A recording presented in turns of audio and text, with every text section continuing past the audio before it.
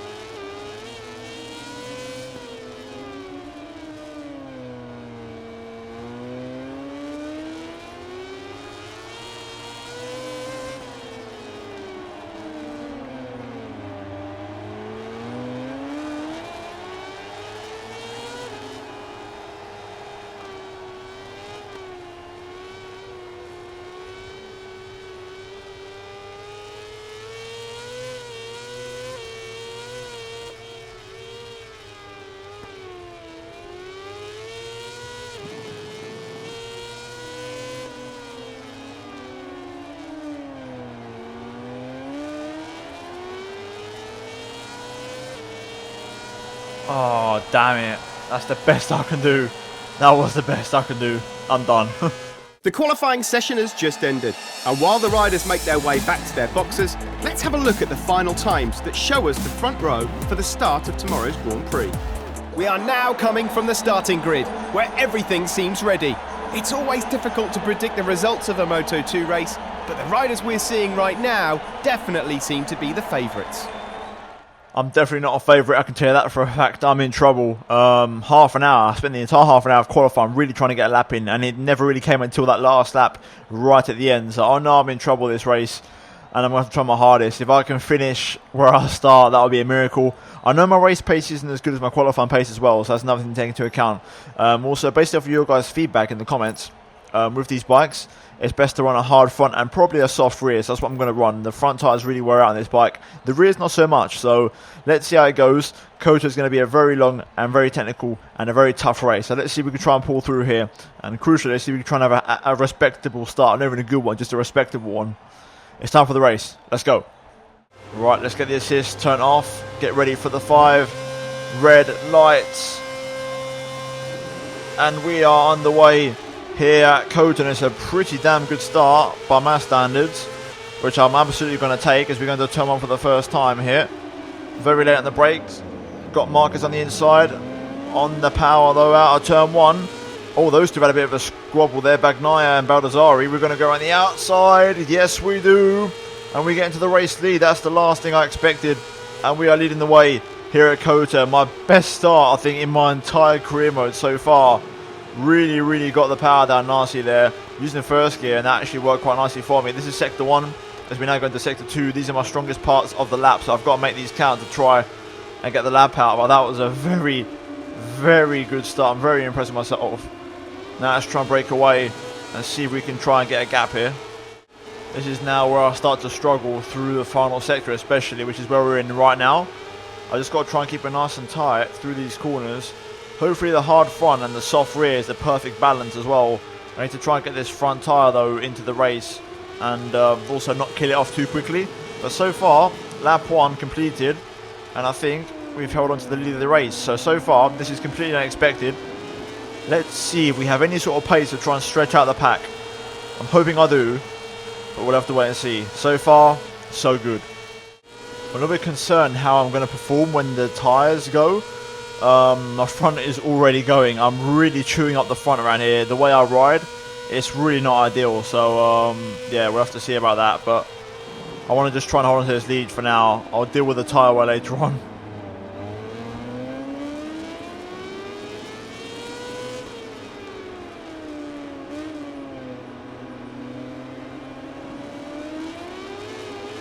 Marco is slipping through there. I'm going to have the inside though for the next left-hander on the Spaniard. And there we go. We hold on to the position for now for a little bit longer. This is going to be a real challenge to keep these guys behind those. Marquez goes on my inside here. Inside line means everything. And I can really tell my bike is just not as good through the corners as these guys. But let's keep going here. You never know. Oh, we'll get back on the inside of Marquez there. He's had a bit of a shaky exit. Late on the brakes, keeping it nice and tight, nice and tidy. On the power, out the final corner. Slipstream time. I'll be close enough. I don't think I am, but we're going into sector 1 now, which is my strongest point of the lap. Okay, through these S's, I'm very good at getting the bike turned over. That's one strong point of my bike compared to theirs. So we're very close to Marquez here. Might be able to go for a cheeky little lunge somewhere soon. On the power, maybe into this corner here, not quite.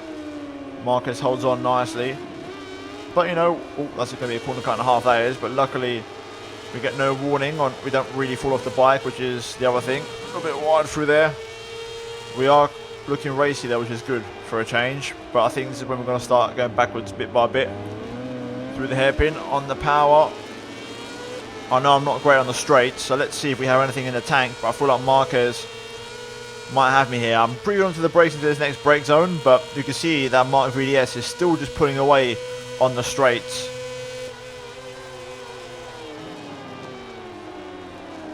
Oh, okay, never mind. We're just going to go up the inside. Look at that. I was not expecting that one bit. But we've made it work, and we've taken back the position, so we're back into the lead. That was the last thing I expected. But Marcus is going to go up my inside. For some reason, the AI just get a much nicer line through that section. I'm going to get back up the inside of Marcus here, possibly. Oh, down to the apex. Power on, not quite. Marcus holds on. Right, 2 laps to go. Front tyre is really starting to fade now, and I'm struggling to get it down to the apexes. I think I might be in trouble through here. I've got to keep it really tight if I can. Make sure no one gets on my inside, but Baldassarri and Bagnaia are really knocking on the door here. I really want this podium now that I'm so close. Right, onto the last lap of the Grand Prix.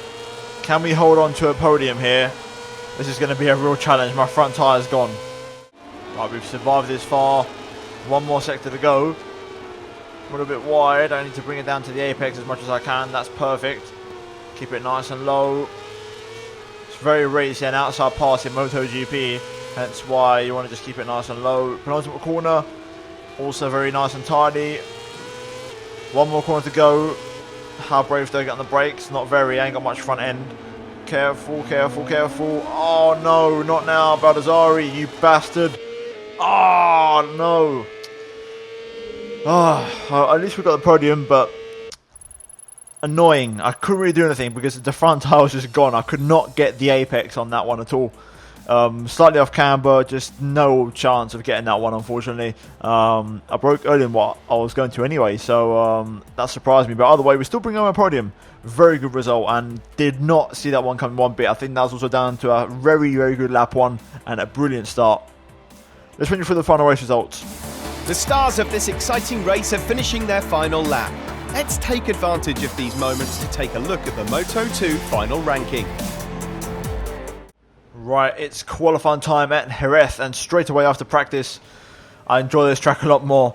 Much more sort of manageable, a lot more fun, a lot more nimble, agile, and hopefully a better qualifying will come.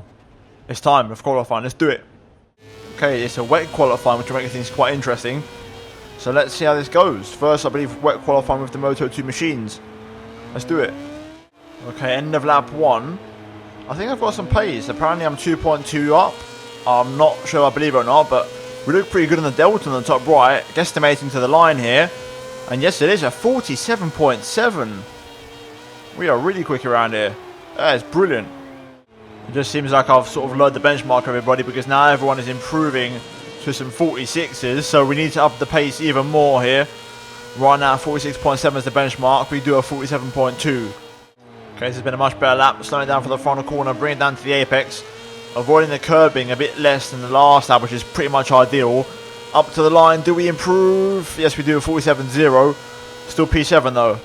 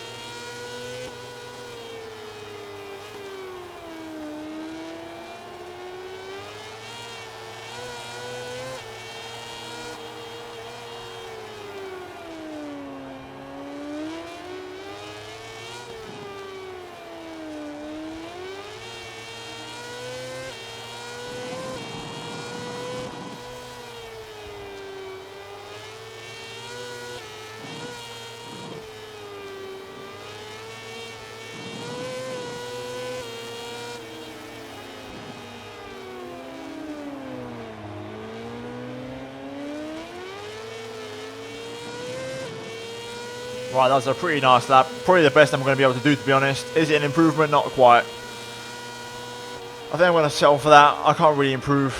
I think P9 is the best we can do at the minute. That brings an end to the qualifying session for deciding pole. The results that you are looking at now don't just show us the grid positions, they also give us an idea of what the riders will be capable of in tomorrow's race. It was a long weekend for the Moto2 riders, but finally the showdown is here. We are coming to you from the starting grid. There's just a few minutes to go before the race begins. It's time here at Jerez to have a race. Let's see if we can do better than COTA. I'm hoping I can. If I can match it, that'd be phenomenal. But as per usual, we're going to get the hard tyre on the front. And I'm actually going to go... actually, I'm going to stick with the soft rear, because it worked for me in COTA, so I'll run it again. But anyway, it's time for the race here at Jerez. Let's jump into it and let's see if we can try and have another good start, because I think I might have got the technique nailed down in the last race. Right, let's get the assist turned off. Get ready for the 5 red lights. And we are away at Jerez. And that is a good start from us. And you know what? I think I've got on top of it, guys. Turn on for the first time. Let's be careful here. Oh, very close to a high side there. Got to get used to the dry conditions, which is a first, because obviously we qualified in the wet. But that is a great start from us up into P7. So very good stuff so far. Now we've got to see how we perform in the dry conditions. But I do enjoy this track way more than COTA. So let's see if we have the race pace in the dry. But so far we're looking very good here. Very racy early on. Power on over the crest. Very wide, but we're making it work. We've got our teammate Mattia Piscini in front of us. What are we like on the brakes into here? Let's have a look. Oh, very hot. Very hot. Put it down. Put it down. Dry sack. Getting it all wrong. Oh, a little bit of contact with Xavi Verge there, coming on a little bit too aggressively onto the race line. My mistake, to be fair. But still, a very good opening lap. Very happy with that. Right, can we get past Lequana here into turn 2? Late on the brakes. Inside line. Nicely done. Right, this time let's hold on to this. And let's try and get past Joan Mir. This time, dry sack. No problems. Getting it perfectly slowed down. Let's see if we can now start to really attack Joan Mir. I think I've got a way better pace in the dry than I do in the wet. I think I can actually go forward here this race. Well, I'm pretty good through sector 4. I know that. Let's see if we can get close to Joan Mir. Very nicely done through there. A little bit wide, but we're going to switch back underneath. And that is a lovely move. And we're up into P6. Getting it slowed down now for Jorge Lorenzo, which is the name of the hairpin. Named after the current MotoGP rider. And now we can try and actually get past Mattia Piscini and try and get ourselves into the top 5. But that was a very good lap there. Actually fast up at the Grand Prix, so we're looking very good here. Okay, we're not going to endure my teammate here, Piscini. Vulnerable. Nice exit out of there. Can we go on the inside on the brakes? Yes, we do. We're going to run a bit wide though. Power down. Can we try and switch back underneath? Get back up on the inside of my teammate into here. Yes, there it is. But Piscini again back underneath me. I want to go back underneath him again, and there we go. The constant switchbacks that you typically get in motorcycle racing, but we make it work, and we're into the top 5. Dominic Agata up next. So far, tyres are holding on all right. Half race distance. Front tyre still got half its life left. So right now we're looking okay. We are slowly catching Dominic Agata here, so we could definitely pass him. I think he's going to be the last of the guys that we pass, because there is now a bit of a gap to the top 3, but as I really push the limits to the rear tyre there, we are definitely catching the Swiss rider, so let's try and close up that gap. We are slowly closing the gap to Agata, bit by bit, lap by lap. I reckon he might be the last guy that we managed to pass before the end of the race, but the gap is coming down, and we've got 2 more laps to go next time we cross the line. Right, 2 laps to go now as we cross the line. My front tyre is pretty much gone, so I've got to be careful. Right, onto the last lap of the Grand Prix. Agata just responded to my pace a bit there. Couldn't really match him on that lap. Oh, into the final corner for the final time. A little bit hot on the brakes, but just trying to test Agata to see if he makes any possible mistakes. But in the end, P5 for us. I'm not too disappointed. That was a good race. Had some good pace and a lot of positives to take from that one. Overall, really enjoyed it. Much better than COTA. A lot easier to ride, a lot quicker. Just a lot more nimble, a lot more fun, you know, just generally much more enjoyable and a MotoGP style track. COTA's more for race cars, but overall really enjoyed it, and a P5, not too bad, a first non-podium of the season, but I'm not going to complain. Considering we start from P9, that's a pretty good result in my opinion, so overall very happy. But now let's run through the final race results. The stars of this exciting race are finishing their final lap. Let's take advantage of these moments to take a look at the Moto2 final ranking. And there we have it then.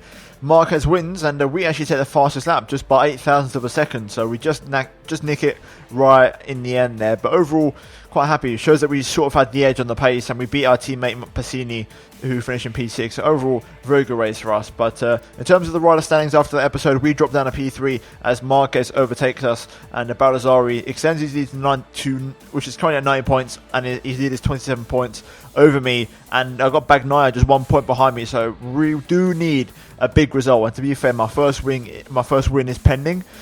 We go to Le Mans next, and then Mugello. So two very good tracks that I love, and a good opportunity to score some good points there, if not race wins. So hopefully those will follow suit. But we're now going to move into the upgrade screen and see what upgrades we make for the next episode.